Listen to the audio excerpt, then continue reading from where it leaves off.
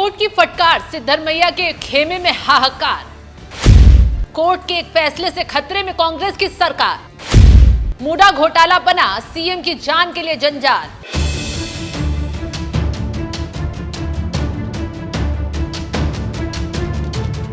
नमस्कार, आप देख रहे हैं एनएमएफ न्यूज। मैं आपके साथ शबनम। एक तरफ राहुल गांधी चुनावी राज्यों में जीत के लिए हाथ पांव मार रहे हैं, दूसरी तरफ कांग्रेस के लिए बुरी खबर सामने आ गई है, क्योंकि कर्नाटक से सिद्धरमैया की कुर्सी जाने वाली है। बड़ी खबर यह आ रही है कि कर्नाटक के मुख्यमंत्री सिद्धरमैया को मूडा लैंड स्कैम में बड़ा झटका लगा है। कर्नाटक हाईकोर्ट ने सिद्धरमैया की अर्जी खारिज कर दी है। हाईकोर्ट ने कहा, जमीन घोटाले में सिद्धरमैया पर केस चलेगा। सिद्धरमैया ने राज्यपाल के केस चलाने वाले आदेश को हाईकोर्ट में चुनौती दी थी, यानी कि अब हाईकोर्ट ने मुख्यमंत्री सिद्धरमैया की कुर्सी हिलाकर रख दी है। जैसे ही हाईकोर्ट का ये फैसला आया, कांग्रेसियों की हालत ही खराब हो गई। सबसे ज्यादा अगर कोई परेशान है तो वो है दिल्ली में बैठे राहुल गांधी और सोनिया गांधी, क्योंकि मुश्किल से तो राज्यों में जीत मिल पाई और वो भी हाथ से जाते हुए नजर आ रहे हैं। दरअसल इससे पहले सिद्धरमैया के खिलाफ जांच के लिए राज्यपाल थावरचंद गहलोत ने मंजूरी दी थी। राज्यपाल के फैसले के खिलाफ ही सिद्धरमैया गिड़गिड़ाते हुए हाईकोर्ट पहुंच गए थे और आखिर में हाईकोर्ट से भी मुंह की खानी पड़ गई। ऐसे में अब सिद्धरमैया के खिलाफ मोर्चा खोलते हुए तुरंत बीजेपी भी मैदान में कूद पड़ी है और सिद्धरमैया से इस्तीफे की मांग कर डाली है। क्या कहना है इस बारे में? झटका के अलावा और क्या हो सकता है? झटका नहीं है ये तो, it is a slap on Congress government and mister Siddaramaiah.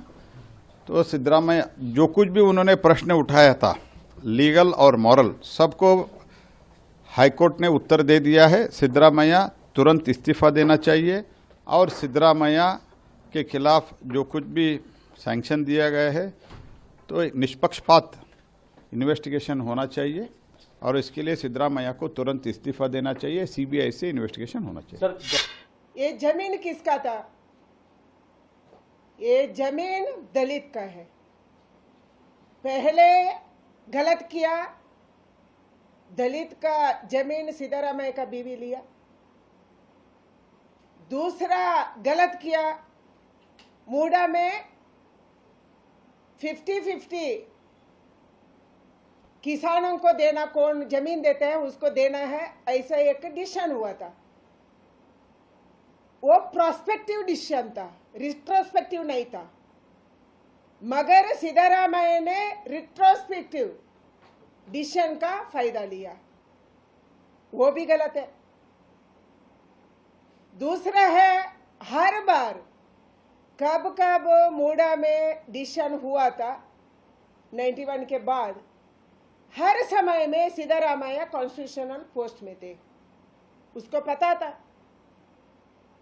And site दिया, दूसरा जगह में लिया, एक क्रीमी लेयर में, अच्छा जगह में, सिटी का अंदर लिया। तीसरा, सिद्धरामैया का बीवी खुद साइट लेना, वो भी 14 साइट लेना कानूनी का खिलाफ है। इसके कारण मैंने मांग करती हूँ सिद्धरामैया तुरंत इस्तीफा देना।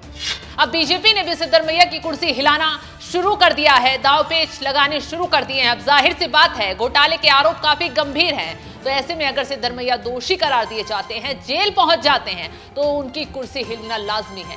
वहीं दूसरी तरफ डीके शिवकुमार की लॉटरी लग सकती है, क्योंकि काफी वक्त से वो कुर्सी की लड़ाई लड़ रहे हैं। 2.5 साल वाले फॉर्मूले को लेकर आलाकमान तक कुर्सी के विवाद को लेकर पहुंच चुके हैं। ऐसे में अगर सिद्धरमैया इस्तीफा देते हैं तो डीके शिवकुमार मुख्यमंत्री बन सकते हैं। तो आगे कुछ बताएं, उससे पहले सिद्धरमैया पर लगे आरोप और घोटाला क्या है, चलिए विस्तार से बताते हैं। क्या है मूडा घोटाला? मैसूर शहरी विकास प्राधिकरण या मूडा कर्नाटक की एक राज्य स्तरीय विकास एजेंसी है। मूडा का काम शहरी विकास को बढ़ावा देना, गुणवत्तापूर्ण शहरी बुनियादी ढांचे को उपलब्ध कराना, किफायती आवास उपलब्ध कराना, आवास के निर्माण कराना है। मूडा शहरी विकास के दौरान अपनी जमीन खोने वाले लोगों के लिए एक योजना लेकर आई। 50-50 नाम की इस योजना में जमीन खोने वाले लोग विकसित भूमि के 50% के हकदार होते थे। ये योजना 2009 में पहली बार लागू की गई, जिसे 2020 में बीजेपी की सरकार ने बंद कर दिया था। योजना बंद होने के बाद भी मूडा ने 50-50 योजना के तहत जमीनों का अधिग्रहण और आवंटन जारी रखा। आरोप है कि मुख्यमंत्री सिद्धरमैया की पत्नी पार्वती को इसी के तहत लाभ पहुंचाया गया। आरोप है कि सिद्धरमैया की पत्नी की 3 एकड़ और 16 गुंठा भूमि मूडा ने अधिकृत की थी। इसके बदले में एक महंगे इलाके में 14 साइटें आवंटित की थी। आरोप है कि मूडा ने इस जमीन का अधिग्रहण किए बिना ही देवनूर तृतीय चरण की योजना विकसित शुरू कर दी। मुआवजे के लिए मुख्यमंत्री की पत्नी ने आवेदन किया, जिसके आधार पर मूडा ने विजयनगर 3 और 4 फेज में 14 साइटें आवंटित की। जिन 14 साइटों का आवंटन मुख्यमंत्री की पत्नी के नाम पर हुआ, उसी में घोटाले के आरोप लगे हैं। तो इसी घोटाले में अब मुख्यमंत्री की जान गले में फंस गई है। न सिर्फ सलाखों के पीछे मुख्यमंत्री पहुंच सकते हैं, बल्कि उनकी कुर्सी भी हिलती हुई दिखाई दे रही है। एक तरफ राहुल गांधी चुनावी राज्यों में पकड़ मजबूत करने की कोशिश में नए नए हथकंडे अपना रहे हैं। उन्हें उम्मीद थी कि हरियाणा में सरकार बन जाएगी, लेकिन कर्नाटक में उससे पहले उनकी उम्मीद टूटती हुई नजर आ रही है और कर्नाटक अब कांग्रेस के हाथों से जाता दिखाई दे रहा है। अब देखना यह होगा कि अगर सिद्धरमैया कुर्सी छोड़ते हैं तो किसे मुख्यमंत्री बनाया जाएगा और क्या मुख्यमंत्री का विवाद कांग्रेस में बवाल खड़ा कर देगा। फिलहाल इस खबर पर आपकी राय क्या, कमेंट कर जरूर बताएं।